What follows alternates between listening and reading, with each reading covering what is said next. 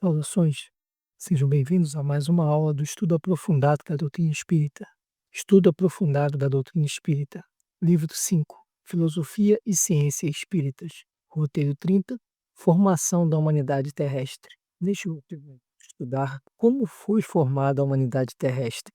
Vamos também identificar como podemos perceber a evolução espiritual através de indicadores, de elementos que demonstram isso. E vamos também entender o significado do termo raça adâmica e qual a relação da raça adâmica na organização da humanidade terrestre. Que a vida se manifesta em outros mundos do universo e que, por força da lei de progresso, as coisas e os seres, sobretudo os espíritos, se transformam, aperfeiçoando-se. Daí estas palavras de Allan Kardec. O progresso material de um planeta acompanha o progresso moral de seus habitantes. Ora, sendo incessante, como é, a criação dos mundos e dos espíritos, e progredindo estes mais ou menos rapidamente, conforme o uso que façam do livre-arbítrio, segue-se que há mundos mais ou menos antigos, em graus diversos de adiantamento físico e moral, onde é mais ou menos material a encarnação e onde, por conseguinte, o trabalho para os espíritos é mais ou menos rude. Deste ponto de vista, a Terra é um dos menos adiantados. O processo evolutivo pode ocorrer lentamente, de acordo com as mudanças naturais, ou rapidamente, pela interferência de elementos externos.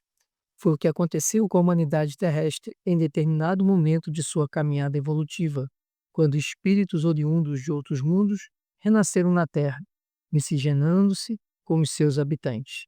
Essa miscigenação favoreceu o desenvolvimento de conhecimentos e habilidades, implementando inclusive mudanças na aparência dos corpos que se revelaram mais embelezados. Depois que os espíritos realizam a soma de progresso que o estado desse mundo comporta, deixam-no para encarnar em outro mais adiantado, onde possam adquirir novos conhecimentos e assim por diante, até que, não lhes sendo mais de proveito algum a encarnação em corpos materiais, passam a viver exclusivamente da vida espiritual, na qual continuam a progredir em outro sentido e por outros meios.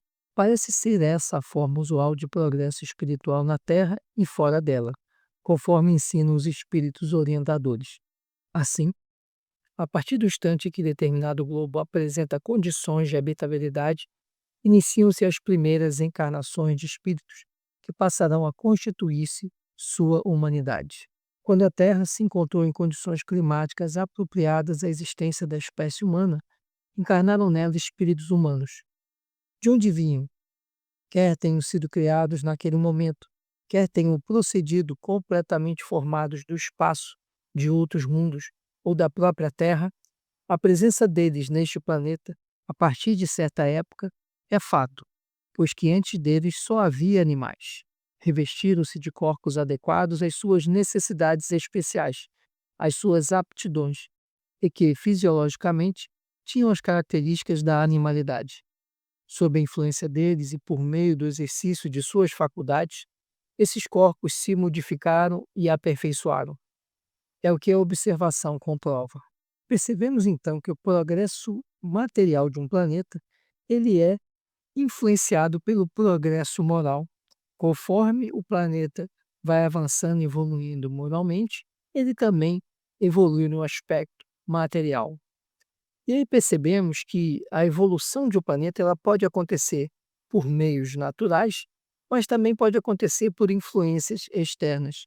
E é o que se deu aqui na Terra quando espíritos de outros orbes vieram habitar na Terra para auxiliar no progresso e na evolução espiritual da Terra e dos habitantes dela.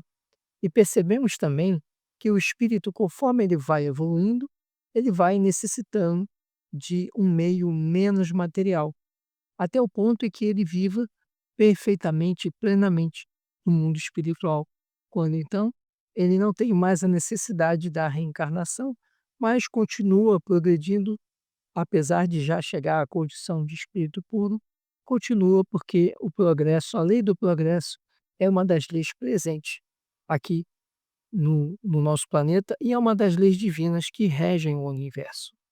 E outro ponto também interessante é compreender que então espíritos vieram de outros orbes para ajudar, não só a implantar a humanidade aqui na Terra, mas também para acelerar o progresso da humanidade terrestre, progresso espiritual.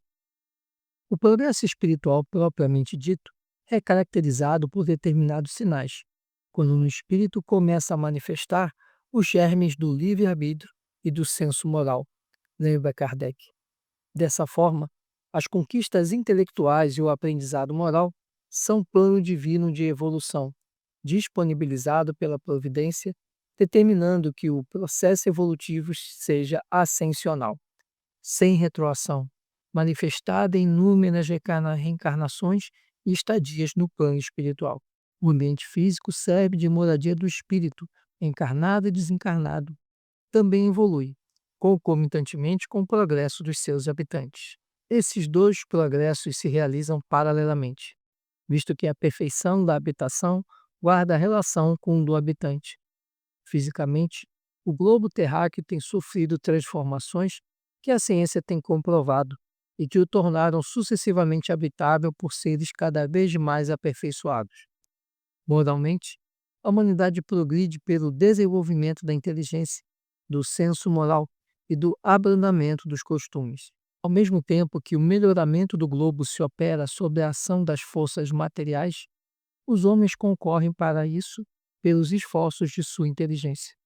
Saneiam as regiões insalubres, tornam mais fáceis as comunicações e mais produtiva a terra. A humanidade terrestre nunca foi homogênea desde o início de sua formação, com a chegada dos primeiros integrantes, após a humanização do princípio inteligente. A nossa humanidade é e sempre foi constituída pela mescla de espíritos vindo de outros mundos, que, semelhante à enxertia realizada nos vegetais, introduziram modificações, impulsionando o progresso humano. Assim, a Terra se achou povoada de espíritos de diversas categorias, mais ou menos aptos ou rebeldes ao progresso. Recebendo os corpos a impressão do caráter do espírito e procriando-se esses corpos na conformidade dos seus respectivos tipos, resultaram daí diferentes raças, quer quanto ao físico, quer quanto ao moral.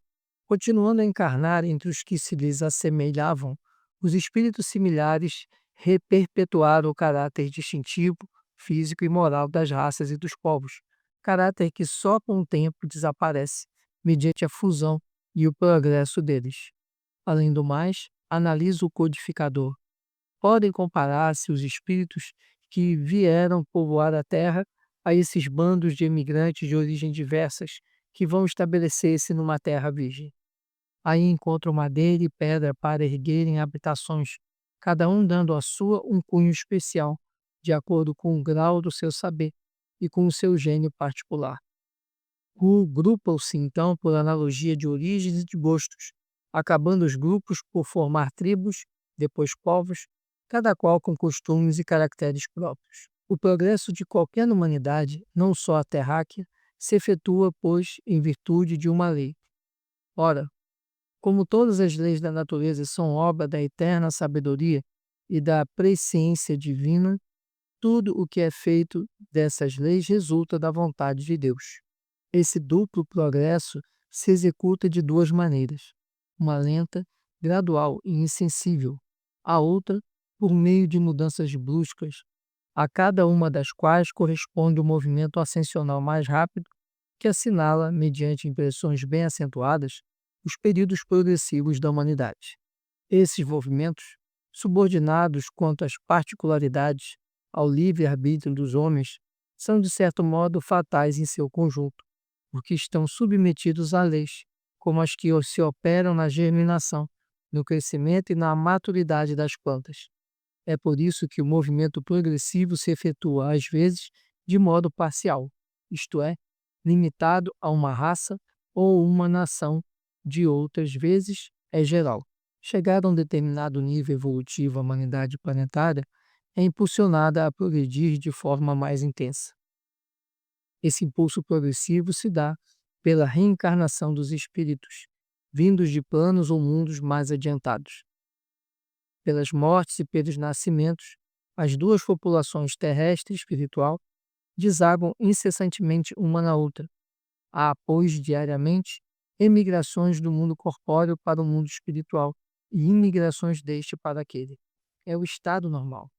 Entretanto, em certas épocas reguladas pela sabedoria divina, essas emigrações e imigrações se operam em massas mais ou menos consideráveis, em virtude das grandes revoluções que lhes acarretam a partida simultânea em quantidades enormes, logo substituídas por quantidades equivalentes de encarnações.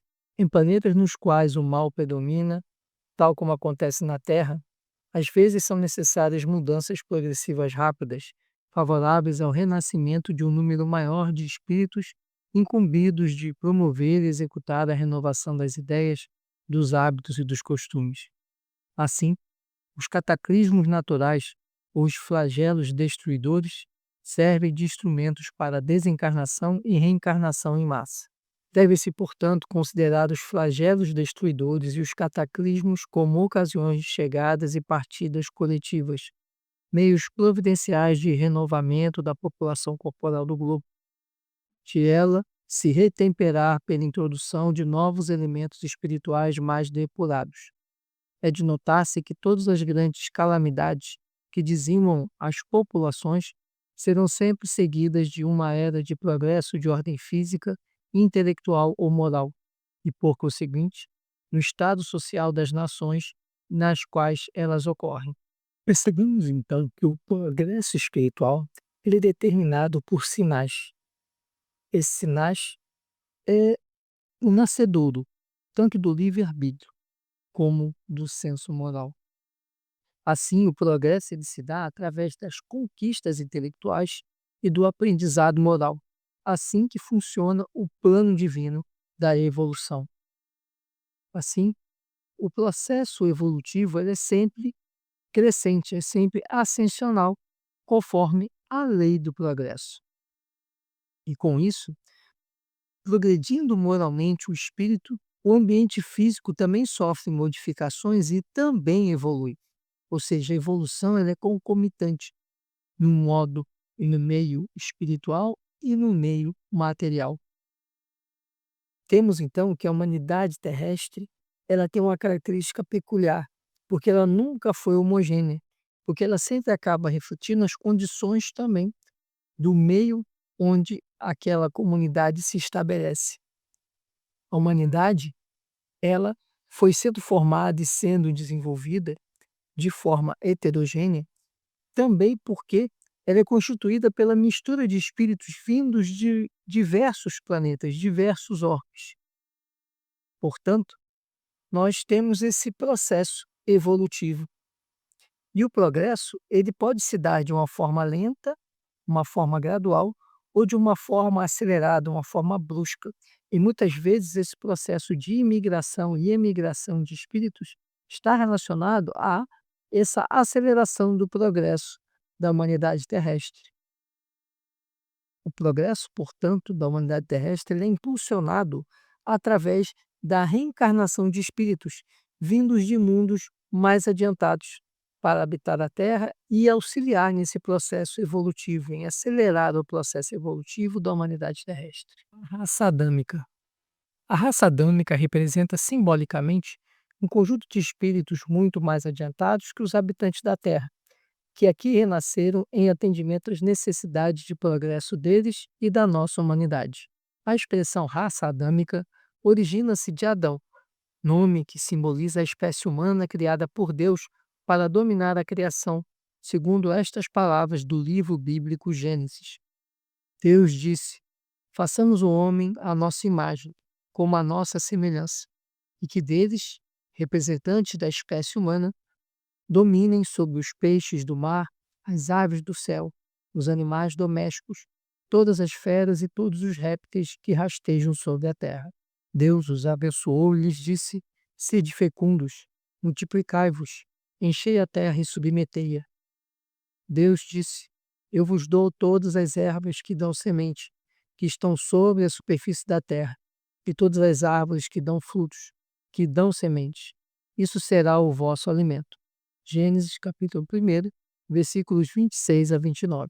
Adão e seus descendentes são apresentados na Gênese como homens essencialmente inteligentes, visto como, desde a segunda geração, constroem cidades, cultivam a terra, trabalham os metais.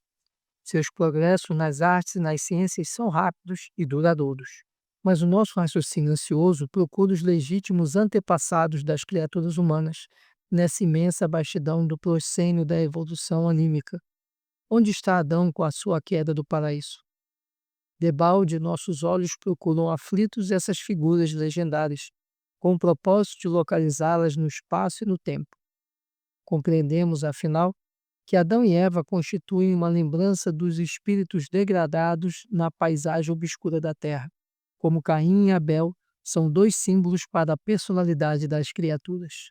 A raça adâmica foi, na verdade, constituída por um grupo de espíritos que reencarnaram na Terra, vindo de outros mundos, por meio de grande imigração coletiva ocorrida no planeta. Quando aqui aportou, esse grupo de espíritos encontrou os primitivos habitantes da humanidade terrestre. Segundo o ensino dos espíritos, foi uma dessas grandes imigrações, ou, se quiserem, uma dessas colônias de espíritos, vinda de outra esfera, que deu origem à raça simbolizada na pessoa de Adão, e por esse motivo chamada raça adâmica.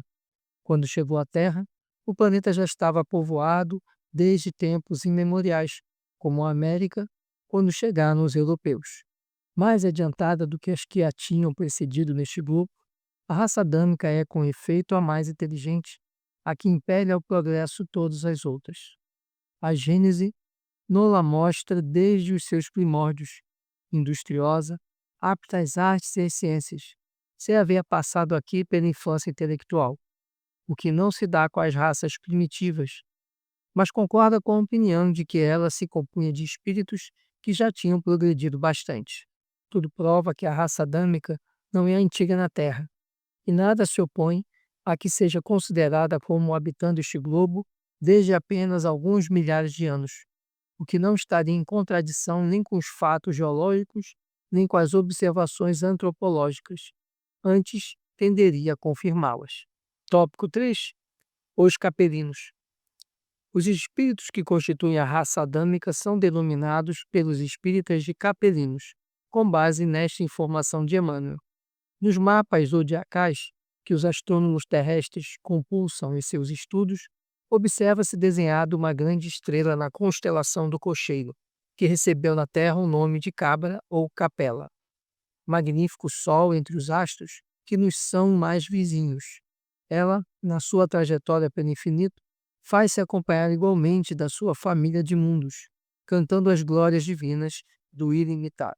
A sua luz gasta cerca de 42 anos para chegar à face da Terra, considerando-se desse modo a regular distância existente entre a Capela e o nosso planeta, já que a luz percorre um espaço com a velocidade aproximada de 300 mil quilômetros por segundo. Quase todos os mundos que lhes são dependentes já se purificaram, física e moralmente, examinadas as condições de atraso moral da Terra, onde o homem se reconforta com as vísceras dos seus irmãos inferiores, como nas eras pré-históricas de sua existência. Marcham uns contra os outros ao som de hinos guerreiros, desconhecendo os mais comezinhos princípios de fraternidade e pouco realizando em favor da extinção do egoísmo, da vaidade, do seu infeliz orgulho. Os seguintes dados retirados da internet fornecem uma visão panorâmica de Capela, um dos orbes que guarda muitas afinidades com o globo terrestre. O Cocheiro é uma constelação do hemisfério celestial norte, conhecida desde a antiguidade. Está situada entre as constelações de Gêmeos e Perseu, ao norte da constelação de Órion, sendo facilmente reconhecível pelo pentágono que forma com as estrelas Alfa de Auriga, Capela, Beta de Auriga, Iota de Auriga, Teta de Auriga e a intrusa Beta do Touro. Capela é a estrela mais brilhante do sistema de Cocheiro. A constelação do Cocheiro representa simbolicamente um homem que tem na mão direita um chicote, enquanto a mão esquerda segura, em algumas ilustrações, sustenta nas costas uma pequena cabra. É Capela, nome que significa cabrita ou pequena cabra. Na mitologia greco-romana, Capela é Amaltea, uma ninfa filha do rei de Creta, que cuidou de Júpiter quando ele ainda era bebê, e se refugiava da voracidade de seu pai Saturno, que queria devorá-lo. Segundo outra versão, Capela seria a própria cabra que amamentou Júpiter naquela ocasião. A estrela Capela fica a cerca de 42 anos-luz de distância da Terra. O Sol fica a 8 minutos-luz de nós. Mas Capela é 150 vezes mais brilhante que o Sol. Ela está entre as 10 estrelas mais brilhantes do céu, figurando na sexta posição no ranking das mais brilhantes. Facilmente visível a olho nu, entre as constelações de Touro e Gêmeos, o pontinho de luz de Capela parece querer dizer que vemos apenas um astro, mas é apenas um disfarce. Capela integra um sistema formado por duas estrelas gigantes e amarelas, com massas 2,6 e 2,7 vezes a massa do Sol. Uma delas é 9 vezes maior que o Sol e a outra é 12 vezes maior. Elas se movem uma em torno da outra, situada a 113 milhões de quilômetros menos que a distância da Terra ao Sol. Esclarece Emmanuel que nos mundos existentes na constelação de Capela havia em determinada época alguns milhões de espíritos rebeldes. Lá existiam, no caminho da evolução geral, dificultando a consolidação das penosas conquistas daqueles povos cheios de piedade e virtude. Mas uma ação de saneamento geral os alijaria daquela humanidade, que fizera jus à concórdia perpétua para a edificação dos seus elevados trabalhos. As grandes comunidades espirituais diretoras do cosmos deliberam, então, localizar aquelas entidades que se tornaram pertinazes no crime aqui na terra longínqua, onde aprenderiam a realizar na dor e nos trabalhos penosos do seu ambiente as grandes conquistas do coração, e impulsionando simultaneamente o progresso dos seus irmãos inferiores. Ensina também esse esclarecido orientador espiritual em sua admirável obra A Caminho da Luz, literatura imprescindível a todo estudioso espírita. Com o auxílio desses espíritos degradados, naquelas eras remotíssimas, as falanges do Cristo operavam ainda as últimas experiências sobre os fluidos renovadores da vida, aperfeiçoando os caracteres biológicos das raças humanas. Aquelas almas aflitas e atormentadas reencarnaram, proporcionalmente, nas regiões mais importantes, onde se haviam localizado as tribos e famílias primitivas, estabelecendo os fatores definitivos na história etnológica dos seres. Grande percentagem daqueles espíritos rebeldes, com muitas exceções, só puderam voltar ao país da luz e da verdade depois de muitos séculos de sofrimentos expiatórios. Outros, porém, infelizes e retrógrados, permanecem ainda na terra nos dias que correm, contrariando a regra geral, em virtude do seu elevado passivo de débitos clamorosos. Vimos que a denominação raça adâmica se refere ao conjunto de espíritos mais adiantados que os habitantes da Terra e que vieram aqui para o planeta para ajudar a evolução dos espíritos que aqui iniciavam sua jornada e também para evoluírem. Por isso, raça adâmica está ligada à palavra Adão, que encontra-se na Bíblia, no livro de Gênesis. Mas esse grupo, essa raça adâmica, nada mais é do que o grupo de espíritos que vieram reencarnar na Terra, vindos de outros mundos. Dentre esses grupos se destacam os chamados capelinos, que é a grande maioria desses espíritos. São espíritos que habitavam a constelação de Capela e que vieram formar a raça adâmica aqui no planeta Terra. Eles vieram da constelação de Capela banidos, degradados em razão de não evoluírem moralmente em compasso com a evolução que os planetas ali daquela constelação estavam vivendo. Então aqueles espíritos não poderiam mais habitar aquela constelação e os organizadores espirituais do cosmos, né, os governadores espirituais do cosmos, resolveram então banir esses espíritos para a Terra, não como uma punição, mas porque eles não tinham mais condições de habitar aquele orbe que era da constelação de Capela, e também para que eles prosseguissem no processo evolutivo deles e impulsionassem o processo evolutivo daqueles espíritos que iniciavam sua jornada aqui no planeta Terra. Esses espíritos, eles permaneceram aqui por séculos até atingirem o grau evolutivo adequado para habitar em outros mundos, sendo que muitos deles ainda habitam aqui na Terra, já que foram mais resistentes e possuem um volume muito grande de débitos a serem reajustados nos processos reencarnatórios sucessivos. Esse era o conteúdo que tínhamos para essa nossa aula. Se você ficou com alguma dúvida, deixe sua pergunta aqui nos comentários. Eu peço que você curta, comente e compartilhe. Ajude esse conteúdo a chegar a mais pessoas.